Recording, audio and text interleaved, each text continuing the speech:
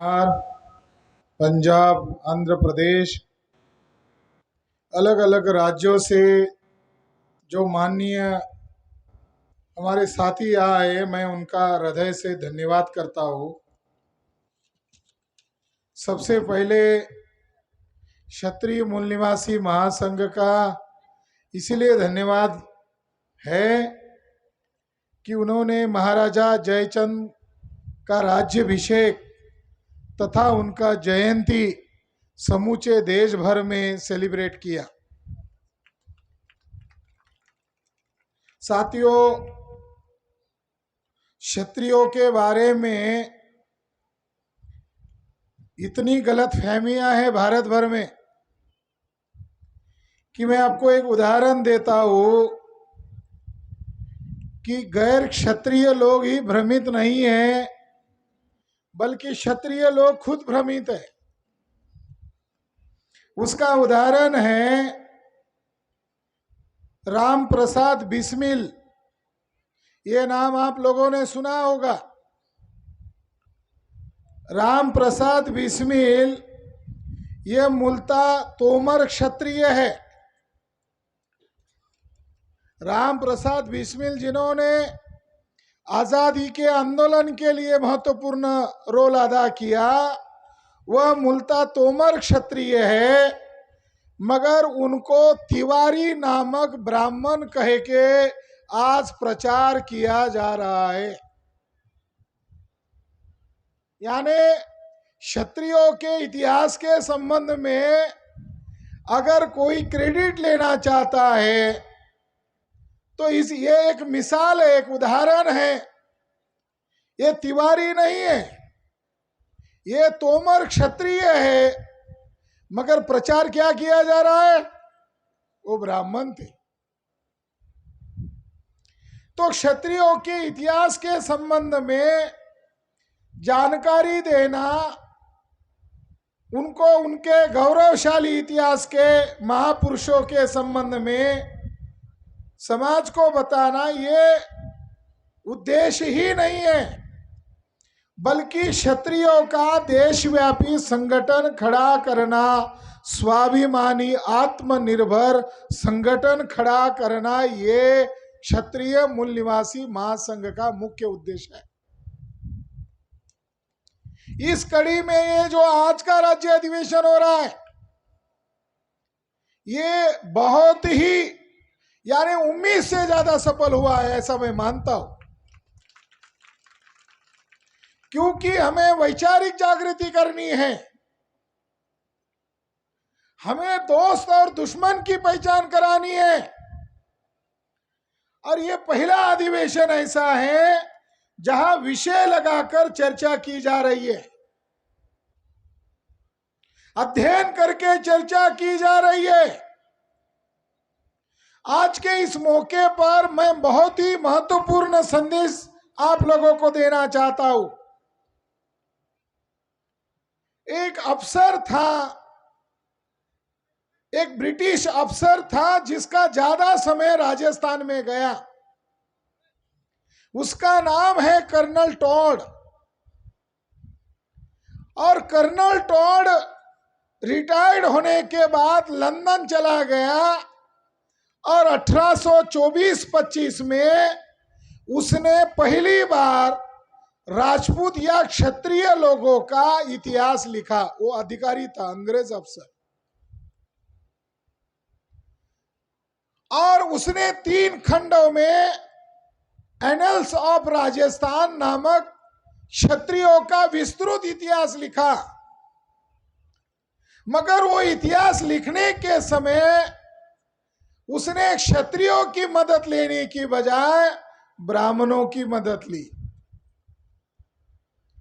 और colonel Tod ने उसके किताब में ये लिख डाला कि क्षत्रिय लोग भारतीय वंश के नहीं हैं, वो बाहर से आए हैं। हालांकि ब्रिटिश लोगों का राज था, सारे लोगों में खलबली मच गई और उसका जवाब सुनने के पहले वो मर गया। यानी 1834 के पहले वो मर गए। साथियों, तथाकथित आजादी का आंदोलन शुरू हो रहा था और क्षत्रियों का समर्थन लिया गया और फिर ब्राह्मणों को किताब लिखने का मौका मिला, तो सभी ब्राह्मण लेखकों ने लिख डाला कि ये जो क्षत्रिय या राजपूत लोग हैं, ये भारत के रहने वाले नहीं है, वो सिंध प्रांत से आए हैं, ये बाहरी लोग हैं। पुणे का एक बड़ा ब्राह्मण है आरजी भांडारकर, उसने तो लिख डाला ये शक कुशान हून की औलाद है। उत्तर भारत के दुबे, चौबे, पांडे, इन लोगों ने खुले तौर पर लिखना शुरू कर दिया कि ये लोग सिंध प्रांत से आए हुए लोग हैं। साथियों, हमें भी जिज्ञासा हुई कि क्षत्रिय कौन थे, इसलिए 3 खंडों में हमने भी इतिहास लिखा, वर्तमान क्षत्रिय पूर्व में कौन थे। जब हमने हमारा इतिहास ढूंढना शुरू किया तो ये जानकारी सामने आई कि मानसिंह मौर्य यह राजस्थान का एक राजा था और उसके बहन का लड़का उन्होंने अडॉप्ट किया, उसी का नाम बप्पा रावल है। 728 की बात है। और वर्तमान में क्षत्रियों के जो 36 गोत्र है, उन 36 गोत्र में एक गोत्र का नाम मौर्य है। हमें कहते हुए गर्व महसूस होता है कि क्षत्रिय लोग इसी मिट्टी के हैं, यही के मूल निवासी है, और इसका प्रमाण है मौर्य, उनके गोत्र में मौर्य होना। छत्रपति शिवाजी महाराज जब महाराष्ट्र में राजा बन गए और महाराष्ट्र के ब्राह्मणों ने जब उनको राजा मानने से इनकार किया, उनका राज्याभिषेक करने से इनकार किया, तो छत्रपति शिवाजी महाराज ने भी कहा, मैं सिसोदिया वंश का हूं। साथियों, क्षत्रियों के संदर्भ में योजना बनाकर प्लानिंग करके भ्रम पैदा किया गया है। अभी 2011 में एक डीएनए रिपोर्ट हुआ। वो डीएनए रिपोर्ट अमेरिका की एक बड़ी संस्था ने किया। उस डीएनए रिपोर्ट का नाम है genetic sketch and the 6 population groups of Rajasthan, a study based on 12। इस डीएनए रिपोर्ट में यह कहा गया कि राजपूत और क्षत्रियों का डीएनए भारत के ही लोगों से, राजस्थान के ही लोगों से मैच होता है। ये मूल निवासी लोग हैं। साथियों, डीएनए कह रहा है कि राजपूत और क्षत्रिय मूल निवासी है। जब हम लोगों ने यह चर्चा शुरू की कि क्षत्रिय लोग नाग लोग हैं और नाग इस देश के मूल निवासी लोग हैं, तो हमारे समाज में एससी एसटी ओबीसी के समाज में भी अज्ञानता है। उन्होंने प्रतिक्रिया देना शुरू किया कि क्षत्रिय लोगों को आप साथ में क्यों ले रहे। तो साथियों, हमें यह बताना पड़ा उन लोगों को कि क्षत्रिय डीएनए के अनुसार मूल निवासी है। 2001 में डॉक्टर माइकल बमशाद ने डीएनए रिसर्च किया और उसके डीएनए रिसर्च के अनुसार ब्राह्मण पुरुषों का डीएनए भारत के एससी एसटी ओबीसी लोगों से मिला नहीं, बल्कि उनका डीएनए रशिया और यूरोप के पास जो मध्य भूभाग है, उस देश का, उस भूभाग का नाम है वेस्ट यूरेशिया, वहां के लोगों के साथ उनका डीएनए मिला। तो उस डीएनए रिपोर्ट में यह भी सिद्ध हुआ कि ब्राह्मण पुरुष विदेशी है, मगर वो भारत में जब 4000 वर्ष पहले आए तो अपने साथ महिलाओं को लेकर नहीं आए थे। तो उनकी महिलाओं का जो माइटोकॉन्ड्रियल डीएनए है वो यही के लोगों से मैच हुआ, यही के महिलाओं से मैच हुआ। उनका पुरुषों की तरह वहां के महिलाओं के साथ उनका डीएनए मैच नहीं हुआ। मगर उस डीएनए रिपोर्ट ने सिद्ध किया कि ब्राह्मण लोग विदेशी थे, इसीलिए उन्होंने वर्ण व्यवस्था बनाई। ब्राह्मण लोग विदेशी थे, इसीलिए बाद में वर्ण व्यवस्था में तोड़े गए लोगों को, शूद्र लोगों को 6500 जातियों के टुकड़ों में तोड़ा, बांटा, और 3.5% लोग बहुसंख्य लोगों के ऊपर आज भी राज कर रहे हैं। हमारी लड़ाई आत्मसम्मान की लड़ाई है, स्वाभिमान की लड़ाई है। हम अपना सम्मान करना चाहते हैं, सेल्फ रिस्पेक्ट करना चाहते हैं। ब्राह्मणों ने क्षत्रियों को उनके धर्म ग्रंथ में केवल ब्राह्मण के नीचे के वर्ण वाले लोग ही नहीं कहा, बल्कि ब्राह्मणों ने परशुराम जैसे काल्पनिक पात्र को आगे करके क्षत्रियों का मनोबल गिराने का काम किया है। क्षत्रिय लोगों को, ब्राह्मणों को यह सवाल पूछना चाहिए, परशुराम की बर्थ डेट क्या है? जयंती मनाते हो? अगर परशुराम की जयंती मनाते हो तो उसके लिए आपको उसका बर्थ डेट सर्टिफिकेट दिखाना होगा। वो कौन से जिले में पैदा हुआ, कौन से राज्य में पैदा हुआ, क्या वो ऐतिहासिक है? ब्राह्मण लोगों ने सबसे ज्यादा गाली देने का काम क्षत्रिय लोगों को किया है, क्षत्रियों का अपमान करने का काम किया है। अगर वो उनके भाई होते तो इनको गालियां क्यों देते? इसीलिए साथियों,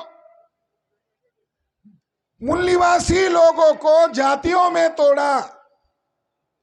जब यहां के एक राजपूत राजा को लगा कि क्षत्रियों का इतिहास लिखना चाहिए, तो ओझा नामक एक बड़े इतिहासकार को इस काम पर लगाया। और ओझा जो इतिहासकार था उसने मान्य किया कि क्षत्रिय लोग, राजपूत लोग नागवंश के लोग हैं। नागवंश का मतलब है मूल निवासी लोग हैं। दो ही वर्ग के लोग थे प्राचीन भारत में, एक विदेशी आक्रांता ब्राह्मण लोग और यहाँ का मूल निवासी वर्ग नाग लोग। साथियों, जो भारत का संविधान बना हुआ है वो संविधान भी क्षत्रिय लोगों की देन है। ये जो भारत का संविधान है, हमारे लोग अज्ञानतावश आरएसएस बीजेपी की लाइन पर बात करते हैं, मगर ये जो संविधान बना इसको अंग्रेजी में कहा है रिपब्लिक स्टेट। अंग्रेजी में शब्द है रिपब्लिक स्टेट, हिंदी में अर्थ है गणतांत्रिक देश। अब यह गणतांत्रिक देश कहां से लिया? तो बाबा साहब अंबेडकर ने आखिरी भाषण में कहा, यह संविधान हमने इधर उधर से नकल करके नहीं लिया, बल्कि जो 16 महाजनपद थे और उसमें जो वज्जी महाजनपद है, वैशाली का जो वज्जी महाजनपद है, जहां महावीर पैदा हुए, जहां बुद्ध ने पहला संगठन बनाया, उस वज्जी गणतांत्रिक लोगों ने गणतांत्रिक व्यवस्था का निर्माण किया। हम वहां से ले रहे, हमने डेमोक्रेसी को पैदा किया। ये हमारे उस 16 महाजनपद लोगों की देन है। और ये 16 महाजनपद लोग जो थे, ये 16 महाजनपद लोग क्षत्रिय थे, संस्कृत में उसे क्षत्रिय कह सकते हैं। यानी लोकतंत्र को खत्तीय लोगों ने पैदा किया और खत्तीय परंपरा में ही महावीर और तथागत बुद्ध का जन्म हुआ है, सम्राट अशोक का जन्म हुआ है। जब ब्राह्मणों ने ऋग्वेद लिखा तो ऋग्वेद में आखिरी में जोड़ दिया पुरुष सूक्त श्लोक, और उसमें ब्राह्मण ने लिखा मुंह से एक बच्चा पैदा हुआ वो ब्राह्मण, बाहु से एक पैदा हुआ आज हम कहते क्षत्रिय, मगर मूल संस्कृत श्लोक में क्षत्रिय शब्द का प्रयोग नहीं किया, ब्राह्मण ने लिखा राजन्य पैदा किया। यानी क्षत्रिय शब्द के प्रति ब्राह्मण लोग शुरू में घृणा करते थे। यह इसका लिखित दस्तावेज है। अगर क्षत्रिय शब्द उनका होता तो राजन्य शब्द का आपने प्रयोग क्यों किया? साथियों, ये जो परशुराम कैरेक्टर है, ये जो परशुराम पात्र है, ये परशुराम पात्र काल्पनिक है। मैं यहां आज केवल एक महत्वपूर्ण संदेश देने के लिए आया हूं। मैं देश भर में ब्राह्मणों को चुनौती दे रहा हूं कि ये जो परशुराम आप जो लोग फरसा दिखाकर लोगों को डरा रहे हो, 21 बार पृथ्वी निक्षत्रिय की है, ऐसा आप प्रोपेगेंडा कर रहे हो, तो ये बताओ महाभारत कब लिखा? इतिहासकार कहते हैं कि मौर्य राजा का आखिरी सम्राट बृहद्रथ मौर्य की हत्या करने के बाद ब्राह्मणों ने महाभारत लिखा। महाभारत में बुद्ध का 137 बार जिक्र आता है। अगर ये पहले हुआ होता तो बुद्ध का जिक्र आने का सवाल ही नहीं था। तो ब्राह्मणों ने सम्राट अशोक को ध्यान में रखा, क्योंकि सम्राट अशोक ने कलिंग युद्ध में 1.5 लाख से ज्यादा ब्राह्मणों का नरसंहार किया। सम्राट अशोक ने 1 लाख भर से ज्यादा ब्राह्मणों को कैद किया और ब्राह्मण लोग इससे डर पैदा हो गया और कई शताब्दियों तक ब्राह्मणों के मन में डर था कि कहीं सम्राट अशोक जैसा राजा फिर से ना आ जाए जो ब्राह्मणवाद को गाड़ दे, जो उनकी गैर बराबरी की व्यवस्था को गाड़ दे। तो ब्राह्मणों ने ब्राह्मणों के मन में जो डर था उसे भगाने के लिए एक काल्पनिक पात्र का जन्म दिया, उसी का नाम परशुराम है।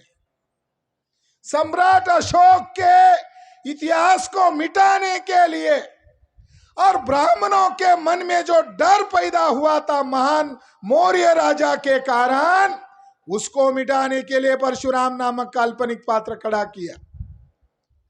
और महाभारत के वास्तविक पात्र कौरव और पांडव नहीं है। ब्राह्मणों ने महाभारत में लिखा कि महाभारत का वास्तविक नायक परशुराम है। परशुराम ने 21 बार क्षत्रियों को मारा, हत्या की, उनका निर्वंश किया। महाभारत में कितनी बार जिक्र आया? 130 बार। महाभारत में पूरे क्षत्रियों का निर्वंश किया, कितनी बार जिक्र आया? 130 बार जिक्र आया। तो वास्तविक नायक कौन है ब्राह्मण की नजर में? मगर ये जो लड़ाई ब्राह्मणों ने शुरू की, वो लड़ाई क्षत्रिय लोग समानतावादी थे और ब्राह्मणवादी लोग विषमतावादी थे। और ब्राह्मणवादी लोगों ने क्षत्रियों का मनोबल गिराने के लिए खुले तौर पर क्या लिख डाला? महाभारत के अध्याय नंबर 3 में ब्राह्मणों ने खुले तौर पर लिख डाला है। महाभारत 3.115 में यह बताया गया है, क्या बताया गया? सभी क्षत्रिय पुरुष परशुराम के हाथों से मारे जाने के बाद उन क्षत्रियों की विधवा क्षत्रिय महिलाएं ब्राह्मणों के पास जाकर अपने पेट में संतति उत्पन्न करने की ब्राह्मणों से विनती करती है।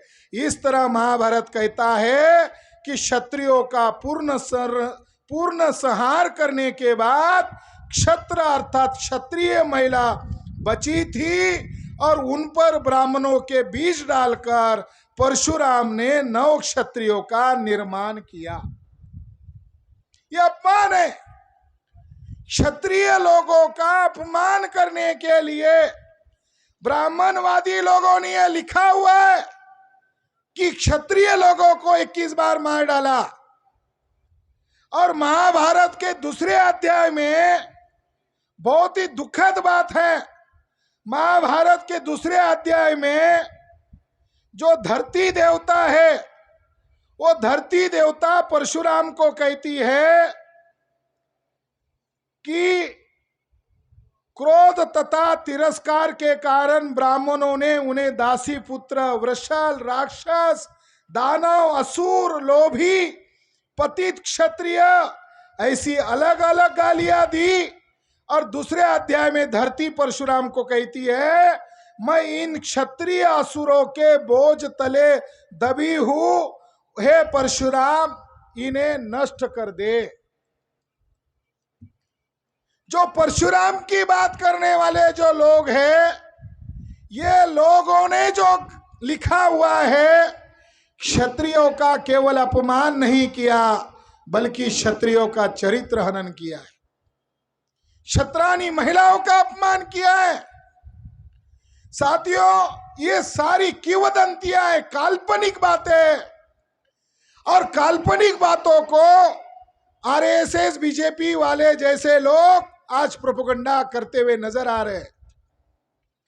मैं ब्राह्मणों को चुनौती देना चाहता हूं क्षत्रिय मूल निवासी महासंघ के इस प्रथम राजस्थान के राज्य अधिवेशन के मौके पर कि हमारा दावा है कि बौद्ध साम्राज्य जो महान क्षत्रिय लोगों का साम्राज्य था, पुष्यमित्र शुंग के द्वारा बृहद्रथ मौर्य की हत्या करने के बाद आपने प्रतिक्रिया में यह लिखा हुआ है जिससे इशारे में अपने मूल निवासी क्षत्रियों का अपमान किया है। परशुराम काल्पनिक है, उसका इतिहास से कोई संबंध नहीं है। कोई भी ब्राह्मण इसको सिद्ध करे, हम उन्हें 1 करोड़ रुपए का इनाम देने के लिए तैयार है। जैसे परशुराम काल्पनिक है उसी तरह चाणक्य भी काल्पनिक है। जैसे परशुराम काल्पनिक है उसी तरह चाणक्य भी काल्पनिक है। बड़ी आश्चर्य की बात है कि सम्राट अशोक ने जो अभिलेख लिखे उस अभिलेखों की भाषा पाली भाषा है और आपके राजस्थान में भी उनके अभिलेख मिले हैं। सम्राट अशोक के अभिलेख पर कहीं पर भी चाणक्य का जिक्र नहीं है। चाणक्य अगर इतना महान है तो आज ब्राह्मण पुरुषों को, ब्राह्मण परिवार के लोगों को शर्म नहीं आनी चाहिए चाणक्य अपने बेटों का नाम रखने के लिए। कभी आपने सुना चाणक्य पांडे, चाणक्य दुबे, सुना आपने? चाणक्य शब्द चलाक शब्द का रूपांतर है, कौटिल्य शब्द कुटिल शब्द का रूपांतर है। और ये काल्पनिक पात्र 6ठी शताब्दी में एक नाटक में लिखा गया था। उस नाटक में ये कहानी बताई गई कि नंद राजा क्षत्रिय था और चाणक्य का नंद राजा ने अपमान किया और अपमान की बदले की भावना में आकर नंद राजा की हत्या चंद्रगुप्त मौर्य के द्वारा चाणक्य ने करवाई। ये कहाँ लिखा हुआ है? मुद्रा राक्षस किताब, एक नाटक में लिखा हुआ है। और आधुनिक भारत में आजादी के बाद ब्राह्मण लोगों को चिंता होने लगी कि सम्राट अशोक का इतिहास सामने आ जाएगा, ब्राह्मणों का वर्चस्व कैसे होगा। तो नाटक को इतिहास प्रस्तुत किया और ब्राह्मणों ने कथा प्रचारित की। एक कहावत है क्या कहावत है? नंद अंतम क्षत्रिय अंतम।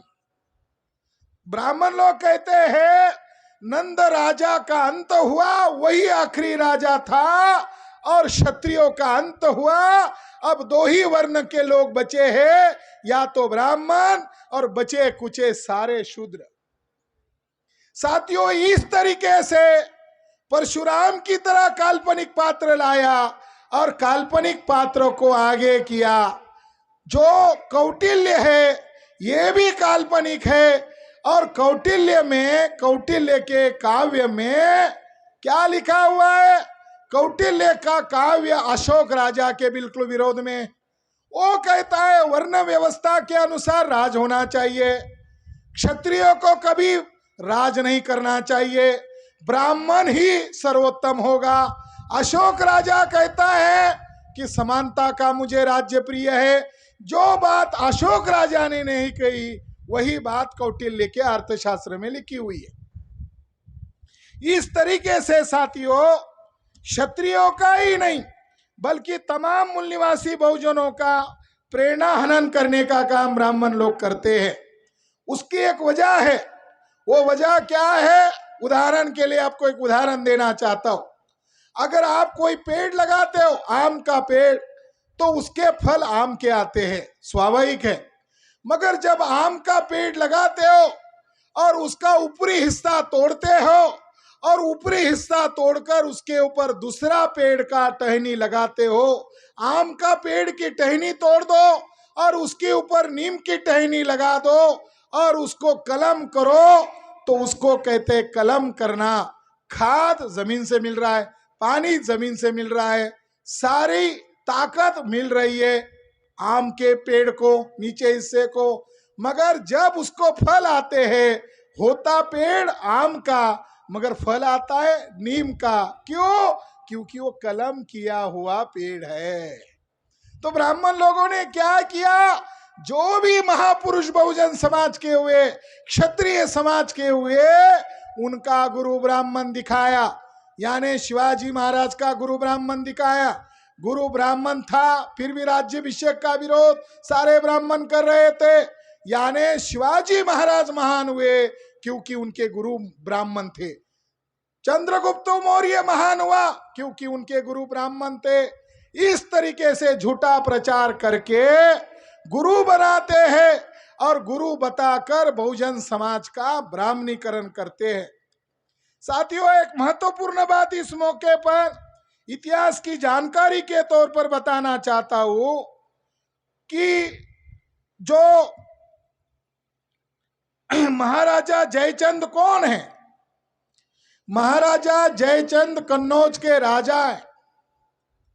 राजा हर्षवर्धन की मृत्यु हुई 7वीं शताब्दी में। उसके बाद गढ़वाल साम्राज्य उदय में आया और गढ़वाल साम्राज्य में राजा गोविंद चंद्र, उसकी पत्नी कुमार देवी और उन्हीं का पोता महाराजा जयचंद्र हुए।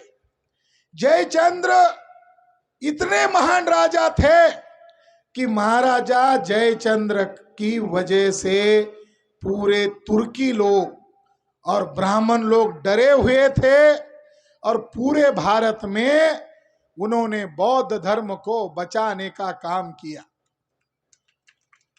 महाबोधि महाविहार जो आज दिखाई देता है बुद्ध गया में, उसके लिए महाराजा जयचंद्र ने रिनोवेशन किया। वो बुद्ध धर्मीय क्षत्रिय थे। यही वजह है कि ब्राह्मण लोग उनकी घृणा करना चाहते हैं। साथियों, पृथ्वीराज रासो में काल्पनिक काव्य लिखा गया और उसमें काल्पनिक कथा बताकर महाराजा पृथ्वीराज चौहान का और जयचंद्र का झगड़ा दिखा दिया। एक किताब है, ये किताब उत्तर प्रदेश का आनंद स्वरूप मिश्र जाति से ब्राह्मण है। ये किताब 1996 में प्रकाशित की गई और उस किताब का नाम है कन्नौज का इतिहास तथा महाराजा जयचंद की सत्य कहानी। उत्तर प्रदेश सरकार ने प्रकाशित की है और इस किताब में उन्होंने मान्य किया है कि महाराजा जयचंद का पृथ्वीराज चौहान के साथ कोई झगड़ा नहीं था। ये काल्पनिक बात है। महाराजा जयचंद का मृत्यु जो हुआ है 1194 में हुआ और पृथ्वीराज चौहान का मृत्यु 1193 में हुआ। अगर पृथ्वीराज चौहान को पकड़वाने की, उनकी हत्या करने की साजिश में अगर जयचंद्र गढ़वाल राजा शामिल होते तो महाराजा जयचंद्र को अत्यंत क्रूरता से मारने की जरूरत क्या थी। अगर उसने पृथ्वीराज चौहान को पकड़वाकर मारने में मदद की तो मोहम्मद घोरी ने उसको क्रूरता से मारा क्यों। साथियों, पृथ्वीराज चौहान की हत्या एक कुटुंब, पृथ्वीराज चौहान का जो ब्राह्मण मंत्री था कदम्बवास, ब्राह्मण मंत्री कदम्बवास ने पृथ्वीराज चौहान को पकड़वा के दिया। ये रिकॉर्ड, मैं ऐतिहासिक बात बता रहा हूं कि कदम्बवास ने पकड़वा के दिया और ब्राह्मण लोग प्रचार कर रहे हैं कि महाराजा जयचंद ने पकड़वा के दिया। गद्दार शब्द का पर्याय सूचक शब्द बना दिया। अगर किसी को गद्दार कहना है तो जयचंद बता दो। पकड़वा के दिया ब्राह्मण ने, आरोप लगाया हमारे क्षत्रिय राजा पर। मुझे खुशी हो रही है इस मौके पर कि हम लोगों ने देश भर में ये प्रचार किया कि कदम्बवास ने पकड़वा के दिया और उनकी अत्यंत क्रूरता से हत्या किया। जैसे महाराष्ट्र में संभाजी महाराज को छल कर मारा गया, पेशवा ब्राह्मण की मदद से मारा गया औरंगजेब के द्वारा, उसी तरह छल कपट से पृथ्वीराज चौहान को मार दिया गया। पृथ्वीराज चौहान का राज ब्राह्मणों ने खत्म किया, महाराजा जयचंद का राज ब्राह्मणों ने खत्म किया और पूर्वोत्तर भारत के जो सेन ब्राह्मण थे इनकी मदद से ये खत्म किया गया। इसलिए इस मौके पर यह जानकारी भी मैं ऑन रिकॉर्ड लाना चाहता हूं कि महाराजा जयचंद कायर नहीं थे, गद्दार नहीं थे, दुश्मनों के हस्तक नहीं थे, बल्कि हमें गर्व होना चाहिए कि वो इस धरती के सच्चे सुपुत्र थे जो दुश्मनों से भी लड़ रहे थे और ब्राह्मणों से भी लड़ रहे थे। उनको इतनी क्रूरता से मार दिया गया, उनके पास सफेद हाथी था, उनको इतनी क्रूरता से मार दिया गया कि घोरी को यकीन ही नहीं हुआ कि महाराजा जयचंद्र मारा गया है, क्योंकि महाराजा जयचंद्र ने एक बार नहीं 9 बार हराया था। महाराजा जयचंद्र इतना शूरवीर था कि उसको हराया, उसको यकीन नहीं हो रहा था। तो एक ब्राह्मण ने कहा मारा है या नहीं मारा है, मैं इसका सबूत लाता हूं, क्योंकि महाराज का एक दांत जो था वो सोने का था। महाराज की दांत को दिखाकर उसने कहा यही जयचंद्र महाराज है। साथियों, इतनी क्रूरता से जिस आदमी को मारा है वो राजा गद्दार कैसे हो सकता है। वो गद्दार थे जिन्होंने हमारे राजा को पकड़वा दिया, मारा और जिनका इसके लिए काल्पनिक कथा बनाई। साथियों, उनकी नीति ही यही होती है, काल्पनिक कथा बनाए, फिल्मों के द्वारा दिखाए, उपन्यासों के द्वारा दिखाए, इसके लिए कोई सबूत और प्रमाण नहीं है। यहाँ पर एक विषय रखा गया है और विषय ये है कि क्षत्रिय हिंदू नहीं है और क्षत्रियों को हिंदू कहना एक धोखा, एक चर्चा है। हिंदू राष्ट्र क्षत्रियों के विनाश की एक साजिश है। साथियों, ये चर्चा हो रही है, विरोध नहीं हो रहा है। अरे बोल रहे और हमारे लोगों को जगा रहे हैं। साथियों, हिंदू शब्द रामायण में नहीं मिलता। साथियों, हिंदू शब्द रामायण में नहीं मिलता, हिंदू शब्द महाभारत में नहीं मिलता, हिंदू शब्द भगवत गीता में नहीं मिलता, हिंदू शब्द शिव पुराण में नहीं मिलता। क्यों नहीं मिलता? क्योंकि वो संस्कृत भाषा का नहीं है। अगर हिंदू शब्द संस्कृत भाषा का होता तो मिलता, वो संस्कृत भाषा का भी शब्द नहीं है और भारतीय भाषा का भी शब्द नहीं है। हिंदू शब्द अरबी भाषा का है और जो आक्रांता मुसलमान लोग थे उनकी भाषा अरबी थी और उन्होंने समस्त प्रजा को हिंदू नाम दिया। हिंदू का अर्थ स्वामी दयानंद सरस्वती ने, जिसने आर्य समाज की स्थापना किया था, उन्होंने किताब लिखी है, हर क्षत्रियो को पढ़नी चाहिए। सबूत के तौर पर मैं बता रहा हूं, सत्यार्थ प्रकाश नामक किताब लिखी और उस किताब की पेज नंबर 81 पर स्वामी दयानंद सरस्वती, जो सौराष्ट्र गुजरात के ब्राह्मण थे, उन्होंने लिखा, हे आर्य ब्राह्मणों, तुम अपने आप को हिंदू मत कहो। हिंदू आक्रांता मुगल मुसलमानों ने दी हुई गाली है, क्योंकि हिंदू का अर्थ काला, चोर, डाकू, गुलाम, नीच, छली, कपटी होता है। साथियों, 1874 में आर्य समाज की स्थापना की और सत्यार्थ प्रकाश में लिखकर रखा, तुम अपने आप को हिंदू मत कहो, क्योंकि ये गाली है। और गाली भी कैसी? काला, नीच, डाकू, गुलाम। SC ST OBC के लोग हिंदू नहीं है। SC ST OBC के लोगों को संविधान हिंदू नहीं मानता। 2000 अछूत जातियों को शेड्यूल कास्ट नाम दिया, 800 ट्राइब्स लोगों को शेड्यूल ट्राइब्स नाम दिया, 4500 बैकवर्ड कास्ट के लोगों को OBC नाम दिया।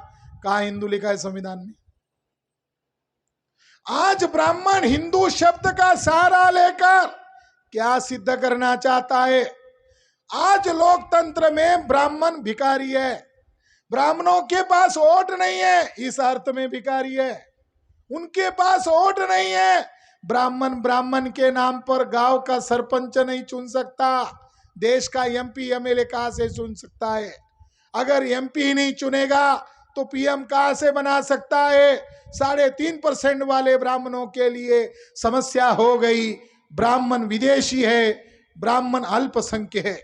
ब्राह्मण की दो बड़ी कमजोरी है, एक तो अल्पसंख्यक संख्या में 3.5% है और DNA के अनुसार विदेशी है। ब्राह्मण अपनी विदेशी पहचान छुपाना चाहता है और हिंदू के नाम पर बहुसंख्यक लोगों का नेता बनना चाहता है। ब्राह्मण लोग अपने आप को हिंदू नहीं कहते, दाव पेच के तौर पर वह अपने आप को हिंदू कहते हैं। अभिवादन में भी वो आपस में एक अभिवादन नहीं करते। हमारे लोग अलग अलग राज्यों में राम राम।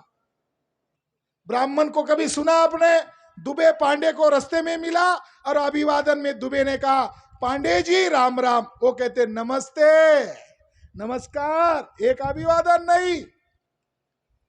अगर हमारा OBC हिंदू है और ब्राह्मण हिंदू है, वो दोनों की लड़का और लड़की कॉलेज में पढ़ रही है, दोनों ने एक दूसरे को स्वीकार कर लिया और घर वालों को बताया, वो भी हिंदू है, मैं भी हिंदू है। कभी आपने सुना कि तिवारी यादव के घर गया और कहा, यादव जी तुम भी हिंदू हो, मैं भी हिंदू हूँ, तुम्हारा लड़का इंजीनियरिंग में पढ़ता है, मेरी लड़की इंजीनियरिंग में पढ़ती है, क्यों ना शादी ब्याह रचा ले? वो अपने आप को हिंदू कहता है, हिंदू मानता नहीं है। वो उनका दाव पेच का हिस्सा है। अल्पसंख्यक लोग बहुसंख्यक लोगों पर राज करना चाहते हैं और दाव पेच के लिए ब्राह्मण लोग हिंदू शब्द का सहारा ले रहे हैं, हिंदू राष्ट्र की बातें कर रहे हैं। हिंदुत्व मतलब ब्राह्मणों के अधीन गुलाम देश। अजमेर शरीफ आपके राजस्थान में है। अजमेर शरीफ में बम ब्लास्ट हुआ था, वहां लोग मारे गए थे, उसकी तफ्तीश की गई। तफ्तीश में पता चला RSS के प्रचारक ब्राह्मण लोगों ने यह बम ब्लास्ट किया और यही के राजस्थान के कोर्ट ने फैसला सुनाया कि RSS के 3 ब्राह्मणों को आजीवन कारावास की सजा। यह हुआ, ये इधर फैसला हुआ। और जब उनकी गुप्त मीटिंग हो रही थी, लेफ्टिनेंट कर्नल प्रसाद पुरोहित, जो उसका प्रमुख आतंकवादी था, वो आज भी बाहर है और RSS BJP के लोग आतंकवादी लोगों को साथ में लेकर राज कर रहे हैं। यही लेफ्टिनेंट कर्नल प्रसाद पुरोहित ने फरीदाबाद में 2008 में कहा, गुप्त रूप से कहा, पब्लिकली कह रहे हिंदू हिंदू राष्ट्र। गुप्त मीटिंग में क्या कह रहा है पुरोहित ने अंग्रेजी में कहा, we will fight this nation, we will fight this constitution because this nation is not hours.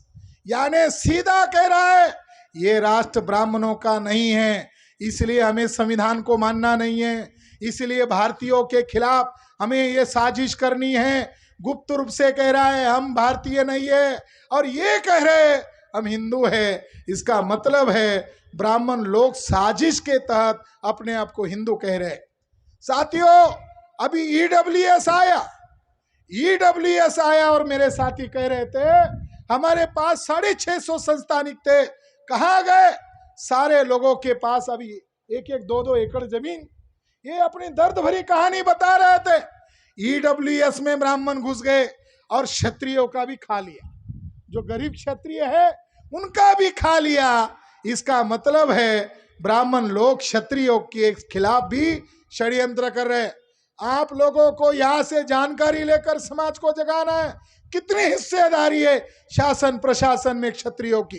देखो, कांग्रेस 3.5% ब्राह्मणों की पार्टी, बीजेपी 3.5% ब्राह्मणों की पार्टी, कम्युनिस्ट पार्टी 3.5% ब्राह्मणों की, मार्क्सवादी कम्युनिस्ट पार्टी 3.5% ब्राह्मणों की, और 5वें नंबर की पार्टी तृणमूल कांग्रेस 3.5% ब्राह्मणों की, 3.5% ब्राह्मणों की 5 राष्ट्रीय पार्टियां है। क्या क्षत्रियों की एक राष्ट्रीय तो भी पार्टी है? 3.5% लोगों का पार्लियामेंट पर कितना कब्जा हो गया कि एक भी क्षत्रियों की राष्ट्रीय पार्टी नहीं है, बल्कि 3.5% लोगों की 5 राष्ट्रीय पार्टियां है। ब्यूरोक्रेट्स में क्या है? 3,600 IAS IPS है, 3,600 IAS IPS है। उनको उनकी लोक संख्या के अनुपात मिलना चाहिए, मगर उन्होंने कब्जा किया 2,950 3,600 में से 2,950 IAS IPS पर कब्जा किया है। कभी क्षत्रिय युवा सोचेगा क्या मेरा कितना था, मुझे क्यों नहीं दिया गया? 360 हाई कोर्ट के जजेस है, 28 जजेस सुप्रीम कोर्ट के हैं, 360 के 360 ब्राह्मण है।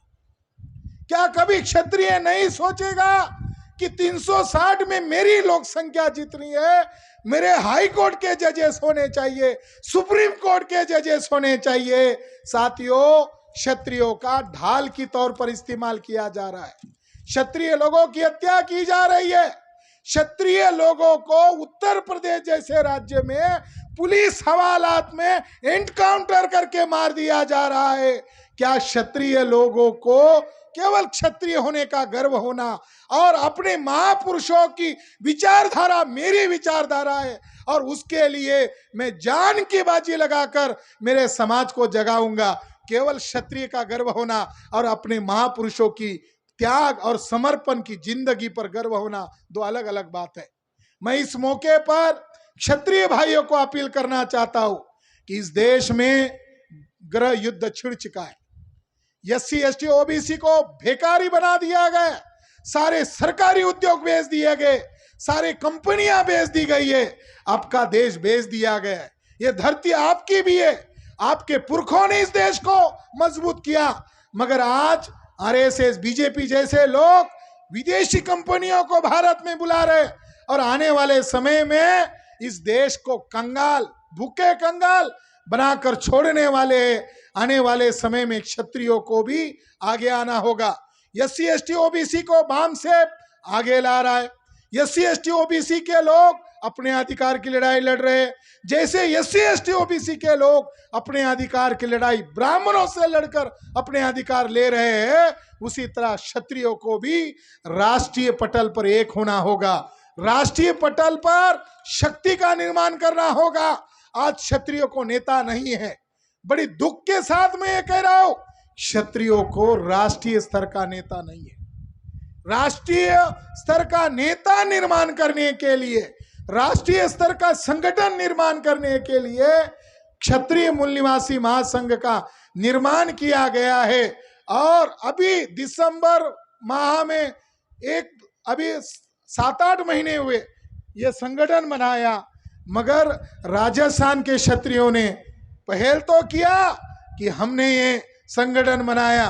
अभी रवि वर्मा मुझे मिले तो मुझे गले मिलकर कहा, वो आंध्र प्रदेश से आए, उन्होंने कहा जल्दी आइए, हम आंध्र प्रदेश और तेलंगाना में क्षत्रिय मूल निवासी महासंघ का सम्मेलन करना चाहते हैं।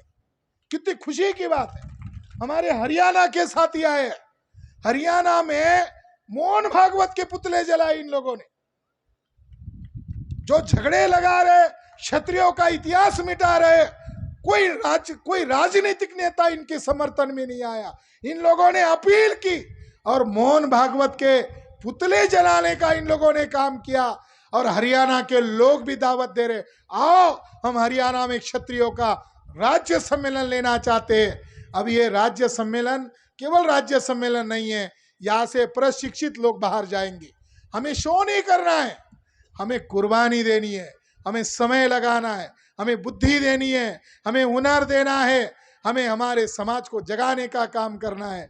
बुद्ध को कितने लोग मिले थे? केवल 5 मिले थे। बुद्ध का नाम आज कहाँ है? पूरे दुनिया में है। बुद्ध को कितने लोग मिले थे? केवल 5 अनुयायी मिले थे, वो उसका नाम आज दुनिया में है। महावीर का नाम दुनिया में है। साथियों, महात्मा ज्योतिबा फुले को तो किसी ने भी साथ नहीं दिया, उनके घर परिवार वालों ने घर से निकाल दिया, उनकी पत्नी ने साथ दिया।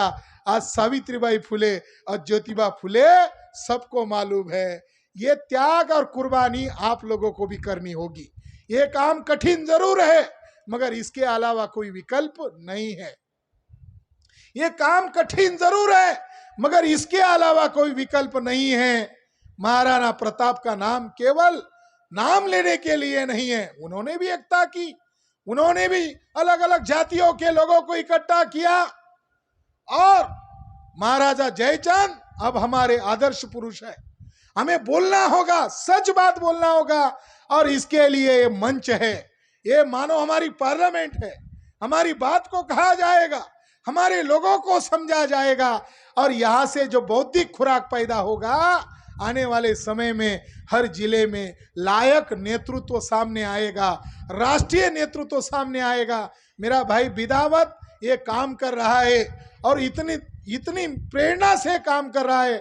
मुझे गर्व होता है कि ऐसे हमारे भाई है जो अपने देश के लिए हर कोई कीमत चुकाने के लिए तैयार है। मैं इस मौके पर आप लोगों को यही संदेश देना चाहता हूँ, आपको हताश और निराश होने की जरूरत नहीं है, क्योंकि आपके पीछे 31 राज्यों का वामसेप संगठन है, all the backwards and minorities communities employees federation. और आपको चाहने वाले लोग केवल भारत भर में नहीं है, बल्कि आज का कार्यक्रम आपका कनाडा के लोग देख रहे हैं, आपके क्षत्रिय भाई देख रहे हैं, नॉर्वे से देख रहे, ऑस्ट्रेलिया से देख रहे, यूएसए से देख रहे, लंदन से देख रहे, और उनका सीना चौड़ा हो रहा है। इस कार्यक्रम को क्षत्रिय लोगों को आना चाहिए। इसका न्योता इस जिले के लोगों ने दिया कि नहीं दिया मुझे मालूम नहीं, मगर यहाँ राजस्थान या अलग अलग सूबों से जो विदेश में गए क्षत्रिय लोग हैं, वो ये चाहते हैं, क्योंकि उनको मालूम है भारत खतरे में है, और बामसेप जैसा संगठन इन विदेशी ताकतों से लड़ रहा है। उसी तरह क्षत्रियों की भी जिम्मेदारी है, उनका फर्ज है, वो भी आगे आ जाए और इस लड़ाई को अंजाम दे। मैं आपको आखिरी एक उदाहरण देता हूं। महाराष्ट्र में एक युद्ध हुआ था, और वो युद्ध है भीमा कोरेगांव का युद्ध। भीमा कोरेगांव का युद्ध के बारे में राजस्थान के राजपूतों को बिल्कुल जानकारी नहीं है। वो उनका दोष नहीं है, उसके लिए हम भी थोड़े दोषी है, उनको कोई जानकारी नहीं दे रहा है। राजस्थान के राजपूत लोग और महाराष्ट्र के मार लोग, महाराष्ट्र के मराठा लोग, सारे बहुजन इकट्ठा हो गए। हमारी फौज थी 500 और बाजीराव पेशवा की फौज थी 28,000। 28,000 फौज का मुकाबला राजपूत के सैन्य और हमारे बहुजन समाज के सैन्यों ने, यानी 500 लोगों ने किया। बाजीराव 3,000 सैन्यों को लेकर भाग गया, बचे 25,000। 25,000 सैन्य को, पेशवा ब्राह्मणों की फौज को राजपूत और महाराष्ट्र के मूल निवासी 500 लोगों ने मिलकर बोटी बोटी करके खत्म कर दिया। उनकी याद में पुणे के नजदीक एक विजय स्तंभ खड़ा है। आप लोगों को मेरी बात गलत लगती है, गूगल पर जाकर सर्च करो, उसके ऊपर लगभग दर्जनों नाम राजपूत और क्षत्रिय लोगों के हैं। पहले ये जानकारी हमको नहीं थी। 1 जनवरी 1818 को राजपूत और महाराष्ट्र के बहुजन लोगों ने एकता कायम की। 500 लोग 25,000 लोगों को भारी हुए। जिनको हमारे पुरखों ने हराया, वही लोग आज आरएसएस, बीजेपी, विश्व हिंदू परिषद के नाम पर देश भर में फसाद करना चाहते, भारत की चैन अमन को खत्म करना चाहते, देश का संविधान बदलना चाहते, परशुराम के पुतले खड़े कर रहे, शंकराचार्य के पुतले खड़े कर रहे। क्या वजह है मनु का पुतला राजस्थान में खड़ा करने के लिए? कभी आपने सोचा है कि मनु का पुतला बनारस में खड़ा कर सकते थे? राजस्थान के कोर्ट के सामने, जयपुर के कोर्ट के सामने क्यों खड़ा किया? क्योंकि मनुस्मृति ने क्षत्रियों को सबसे ज्यादा गालियां दी। क्षत्रियों को चिढ़ाने के लिए ब्राह्मणों ने हाई कोर्ट के सामने पुतला खड़ा किया। साथियों, चौक को नाम दे रहे परशुराम चौक। तो आने वाले समय में जब आरएसएस को शताब्दी वर्ष पूरा हो जाएगा, 100 साल पूरा हो जाएगा, तब एससी, एसटी, ओबीसी, माइनॉरिटी और हमारे क्षत्रिय भाई मिलकर इस मनु के पुतले को उखाड़ कर फेंक देंगे। जो संविधान का और मनुष्य का अपमान करता है उसको शून्य घोषित किया जाता है, ऐसा संविधान कहता है। मगर आज संविधान होते हुए भी मनु का पुतला लगाते वक्त उन्हें शर्म नहीं आती है। तो आने वाले समय में जब शताब्दी वर्ष पूरा होगा और आरएसएस के लोग हिंदू राष्ट्र की आज से बात कर रहे हैं, जब 100 साल पूरा होगा, हम मनु के पुतले को आकर उखाड़ कर फेंक देंगे। धन्यवाद। बहुत बहुत धन्यवाद।